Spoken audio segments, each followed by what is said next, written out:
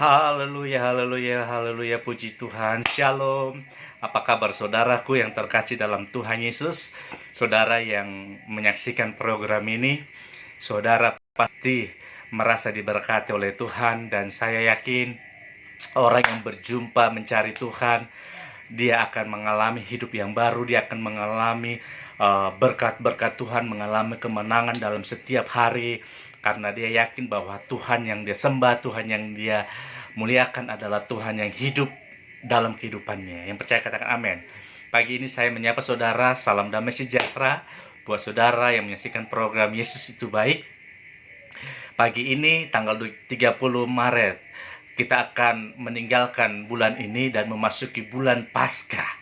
Saudaraku, ini adalah momen yang sangat ditunggu-tunggu bagi setiap orang Kristen. Kenapa? Karena melalui Paskah kita ditebus, melalui Paskah kita diselamatkan, melalui Paskah kita menerima janji-janji Tuhan, karena melalui Paskah kita merasakan sukacita karena lewat Paskah Yesus yang mati 2000 tahun yang lalu, dia disalibkan, dia memberikan hidupnya supaya manusia kita yang berdosa ini diselamatkan, ditebus, bahkan kita menjadi anak-anak Allah yang menjadi pewaris kerajaan surga. Yang percaya katakan amin. Haleluya. Saudaraku, puji Tuhan, hari ini boleh saya membagikan firman Tuhan kepada saudara, karena kita harus yakin bahwa ada Tuhan yang akan memampukan kita menjalani hidup ini, menjalani setiap pekerjaan kita, menjalani setiap usaha kita, boleh bersama-sama dengan keluarga. Saudara, hari ini ada saat ini itu karena anugerah Tuhan. Yang percaya katakan amin.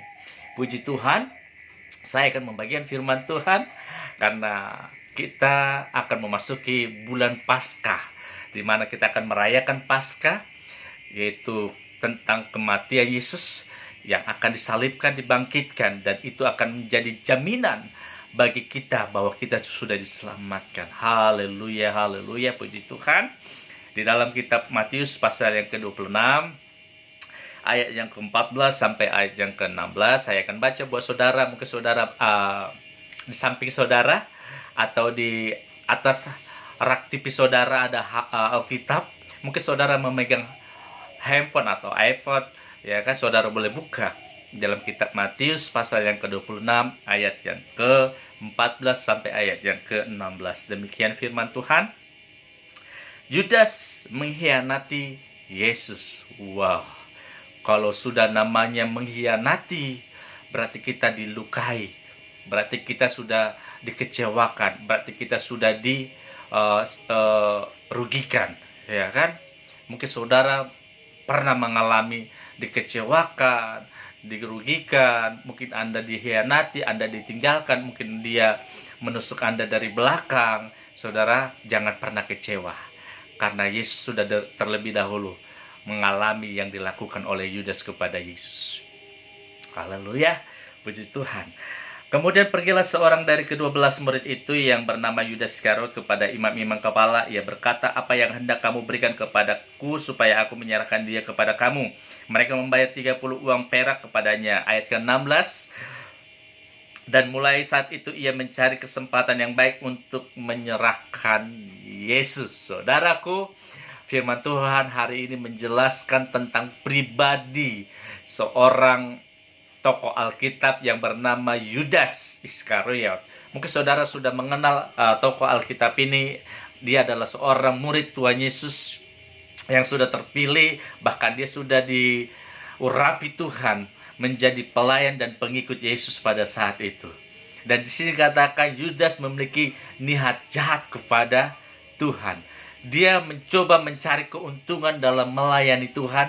Dia mencuri kemuliaan Tuhan. Bahkan dia menjual Yesus hanya untuk mendapatkan beberapa keping perak. Saudaraku, hidup kita yang sudah menerima keselamatan, menerima penebusan, menerima pengampunan dari Tuhan Yesus, jangan pernah kita mencari keuntungan untuk mencuri kemuliaan Tuhan.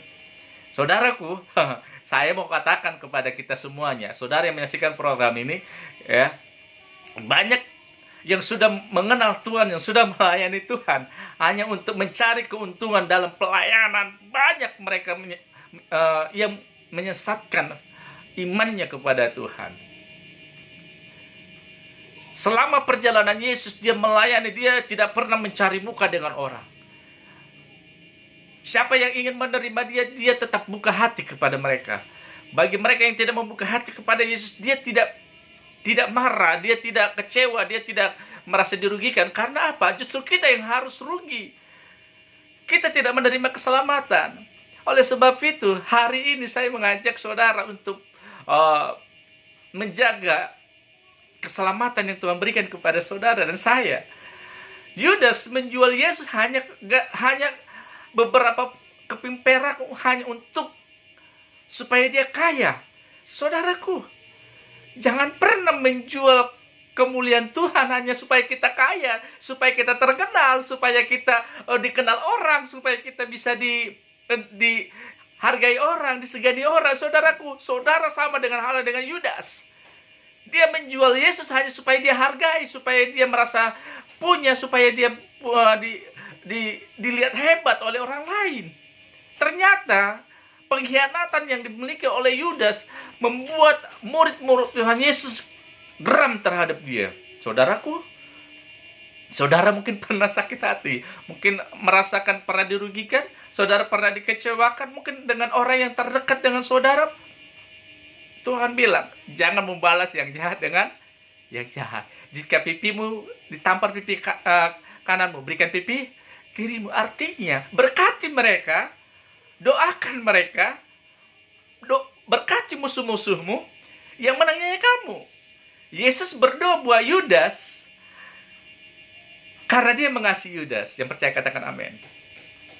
Meskipun kita pernah meninggalkan Tuhan, meskipun saudara dikhianati, mungkin saudara pernah dikecewakan, jangan pernah tinggalkan Tuhan, jangan pernah engkau minder dengan apa yang kau lakukan, tetapi bertobat dan berbalik kepada Tuhan dan jangan kembali kepada dosa.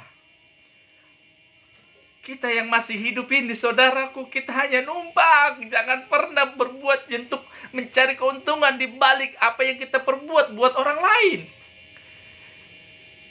Saudaraku yang terkasih dalam Tuhan Yesus, di sini dikatakan ayat yang ke-16, dan mulai saat itu ia mencari kesempatan yang baik untuk menyerahkan Yesus.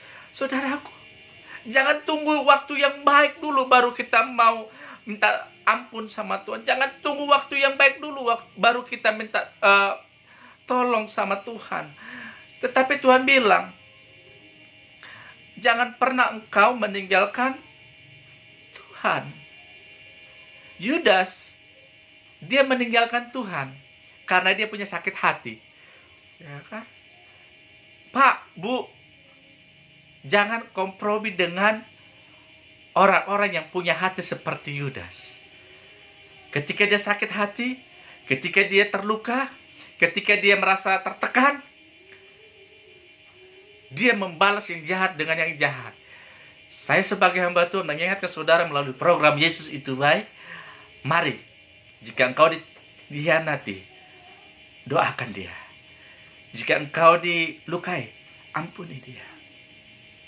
Jika engkau tidak bisa mengampuni dia, mari datang kepada Tuhan, supaya Tuhan mampukan engkau untuk mengampuni dia. Karena pengampunan akan membuat kita semakin naik.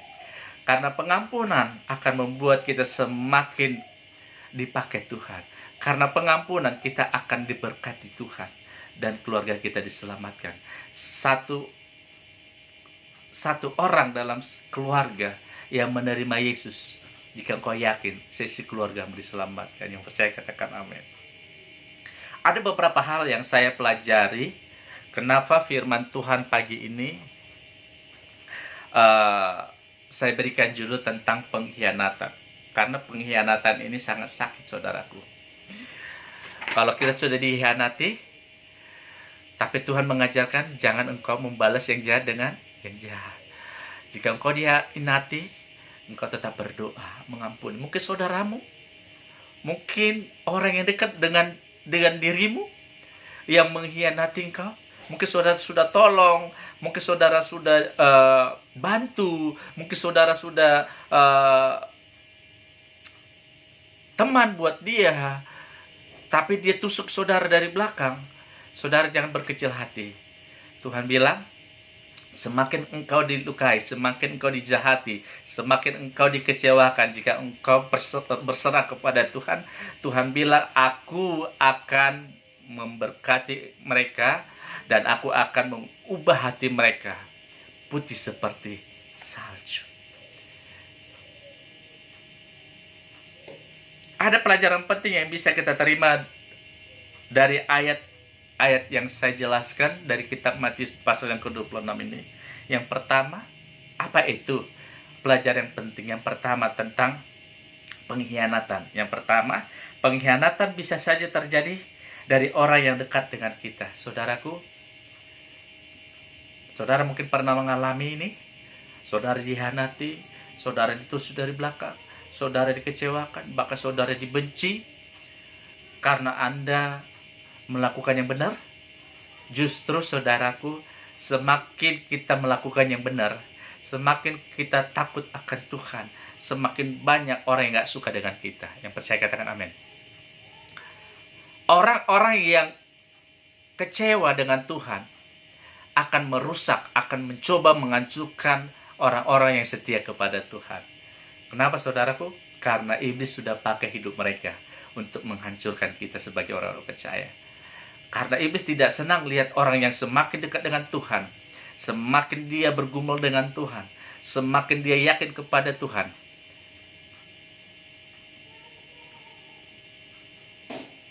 membuat dia tidak nyaman tentang dirinya. Yudas, ketika dia melakukan kejahatan terhadap Yesus, dia tidak nyaman. Ketika dia melakukan kejahatan dengan Yesus, menjual Yesus dengan beberapa keping perak, dia tidak sejahtera. Bahkan dia lari dari kumpulan murid-murid yang lain sampai dia bunuh diri. Saudaraku, bunuh diri bukan menyelesaikan masalah. Bunuh diri bukan menyelesaikan hubungan kita dengan Tuhan. Bunuh diri bukan menyelesaikan dosa-dosa kita. Justru ketika kita berdosa, ketika kita mengkhianati Tuhan, ketika kita mengakui bahwa kita bersalah di hadapan Tuhan, kita minta ampun, di situ ada penyelesaian, di situ ada pengampunan, di situ ada keselamatan, di situ ada penebusan yang Tuhan kasih, yang Tuhan berikan, yang Tuhan tumpahkan kepada kita sebagai orang-orang yang berdosa.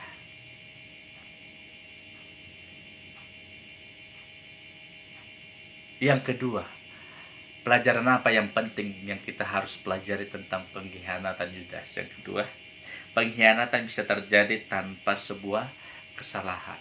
Saudaraku, suami, jangan pernah engkau mengkhianati istrimu. Istri-istri, jangan pernah engkau mengkhianati suamimu. Kalau engkau kecewa dengan suami, hai istri-istri, engkau harus sabar dan taat kepada Tuhan. Hai suami-suami, mungkin kau dikecewakan oleh istri, mungkin kau dikhianati oleh istri. Kita harus membuka hati dan kita mengampuni mereka dan mendoakan mereka, karena mereka adalah bagian dalam kerajaan Allah. Yang ketiga, pelajaran yang penting yang ketiga tentang pengkhianatan Yudas. Yang ketiga adalah di balik pengkhianatan justru ada rencana Allah yang indah bagi orang percaya. Yang katakan amin. Jika Yudas tidak menjual Yesus, mungkin Yesus tidak akan disalibkan. Jika Yudas tidak menyerahkan dia kepada ahli-ahli Farisi, maka kita tidak akan menerima pengampunan dari Tuhan. Dan ini sudah dinubuatkan di dalam kitab Matius, bahwa orang-orang akan menyalibkan Yesus. Justru yang menyalibkan ini adalah orang-orang yang dekat dengan Tuhan, orang-orang yang mendengarkan Yesus pada waktu dia memberikan pelajaran, memberikan firman Tuhan, memberikan mujizat kepada mereka. Justru mereka yang melempar Yesus, mereka yang menyalibkan, mereka yang meludahi Yesus, bahkan mereka yang berkata salibkan dia. Justru karena ada salib, ada jaminan.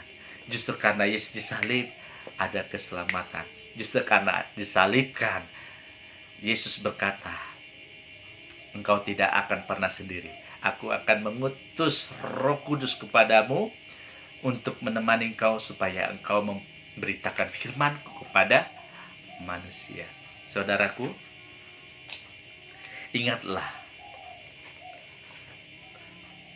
di saat engkau mengalami pengkhianatan, namun jika engkau tetap tegar, sabar, dan mengampuni, maka ingatlah Allah dapat mengubah kutuk menjadi berkat dalam kehidupan kita, dalam pekerjaan kita, dalam keluarga kita, dalam rumah tangga kita.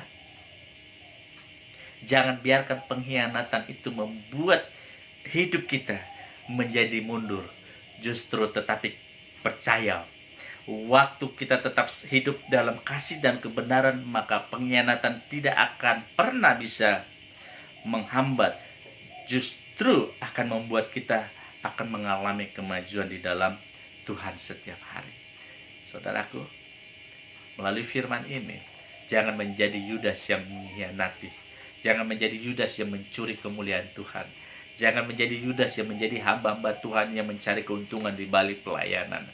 Saudaraku, jangan pernah mencari nama ataupun menjual jabatan kita sebagai hamba Tuhan hanya untuk kita dapat digaji, supaya kita dapat persembahan kasih. Jangan. Yudas melayani karena dia mengalami sakit hati. Tapi saya percaya, orang-orang yang setia di dalam Tuhan, dia tidak akan mau menjual imannya kepada iblis. Justru dia akan bertahan. Semakin kita melekat dengan Tuhan, semakin kita melekat dengan pohon anggur yang hidup itu, maka kita akan tetap hidup dan bertahan. Dan kita akan berjalan terus, dan kita akan diangkatnya menjadi anak-anak Allah. Dan kita akan dipilih, bahkan kita diakui di dalam kerajaan surga. Saudaraku yang menyaksikan program ini, jangan pernah putus asa. Jangan pernah punya kehidupan seperti Yudas. Ketika kau ada masalah, engkau meninggalkan Tuhan. Ketika engkau ada masalah, engkau melupakan Tuhan. Ketika engkau ada masalah, engkau lari dari jalan Tuhan. Saudaraku, jangan pernah lari dari Tuhan. Justru Tuhan membuka pintu buat kita. Kenapa? Karena dia sudah tebus dosa kita. Dia sudah selamatkan kita. Dia sudah ganti hidup kita dengan korban yang hidup, yaitu Yesus yang mati di atas kayu salib. Melalui firman Tuhan ini, kita semakin diingatkan bahwa kita harus memberkati orang-orang yang mengkhianati kita. Amin. Puji Tuhan. Kita berdoa. Bapa di surga, terima kasih buat firman Tuhan. Melalui program Tuhan Yesus Baik, kami diajar, diingatkan, bahkan kami dimampukan untuk mengampuni orang yang bersalah kepada kami, seperti Engkau juga mengampuni orang yang bersalah kepada kami. Terima kasih Tuhan Yesus buat firman ini. Setiap pendengar, setiap yang menyaksikan program YouTube ini melalui Facebook, hamba berdoa buat mereka, Tuhan jamah mereka, Tuhan berikan kesempatan kepada mereka untuk berbalik kepada Tuhan, supaya mereka Tuhan terus melihat keajaiban-keajaiban dalam firman-Mu, dan mereka boleh diselamatkan. Terima kasih Tuhan, yang sakit Tuhan sembuhkan, yang mengalami masalah Tuhan berikan jalan keluar, yang menghadapi pencobaan Tuhan bebaskan mereka, karena hidup mereka adalah milik Tuhan. Dalam nama Yesus berdoa, dalam nama Yesus ucap syukur. Haleluya, haleluya, amin. Puji Tuhan. Tuhan Yesus memberkati. Shalom, haleluya.